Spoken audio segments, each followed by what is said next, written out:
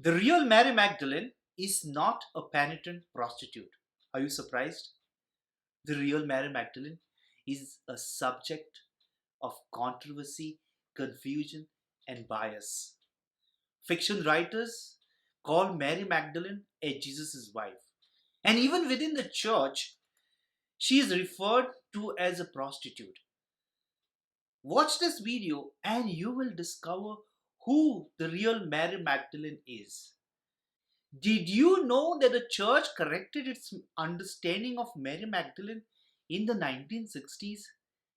Even after thousands of years, Mary Magdalene is still seen as a sinner woman without having any biblical proofs.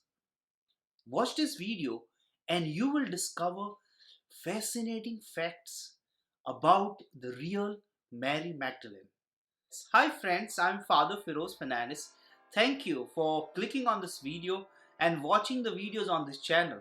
If you are new here, I invite you to hit the subscribe button and also press the notification bell. And those of you who have already subscribed me and are watching, I am so grateful to you because your time and dedication allows us to promote the gospel. Thank you. Let's begin. Let's talk about who the real Mary Magdalene is. Mary Magdalene is a favorite subject of early church leaders, scholars, novelists, and filmmakers.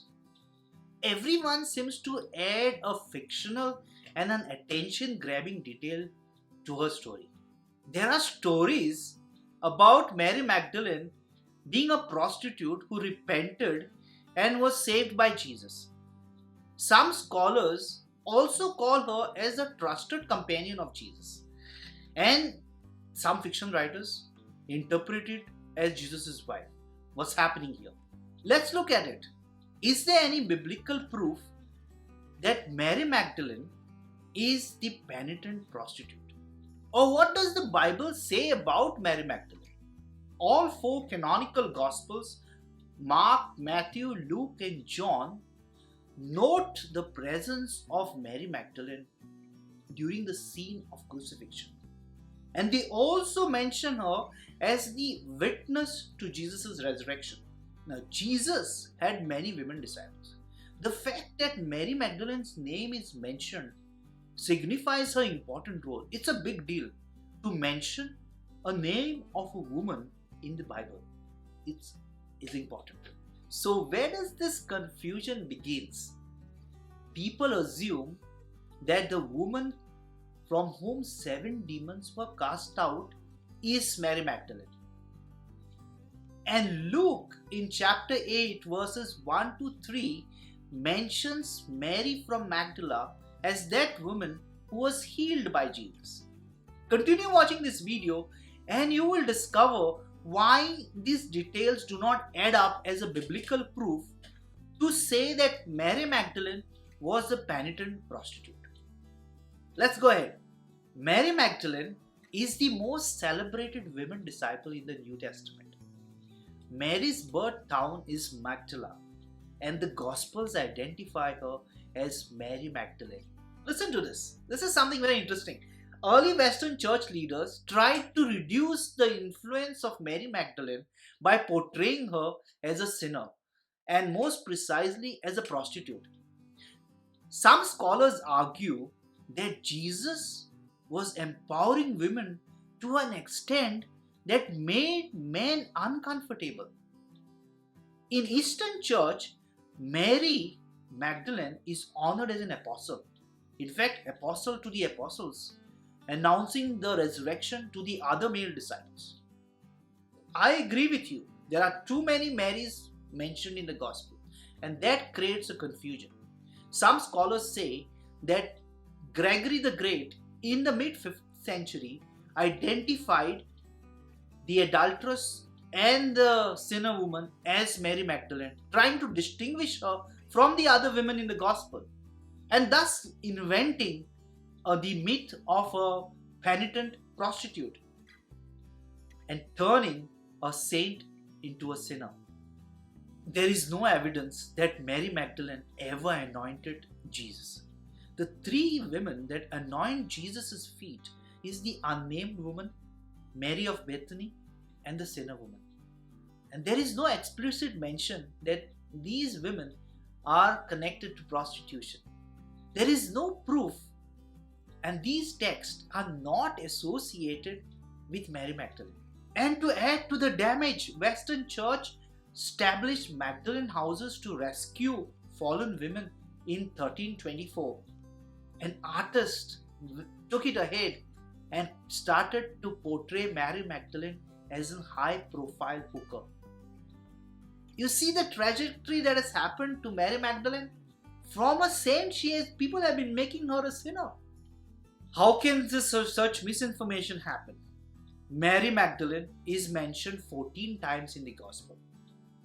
And her name is always mentioned first when she is mentioned along with other women. No woman has superseded Mary in her devotion to her master. Mary Magdalene was not a traitor. She did not deny the master. She did not fled like the other male disciples. She stood at the foot of the cross, and she was the first to go to the grave. Despite Catholic Church declaring her a saint, Western art, literature, theology depicts her as a sinner woman, as a prostitute. You get it? If you're watching this video till now, means you are still hungry to learn something new. And that is what we are going to learn now. The Gospels identify two roles for Mary Magdalene: as a disciple of Jesus and as a witness to the resurrection of Jesus from the dead. Let us look at how the four Gospels portray Mary Magdalene. Mark's Gospel, which is the earliest to be written, does not mention Mary Magdalene till the scene of the resurrection. Matthew's Gospel, Jesus meets Mary Magdalene first near the tomb.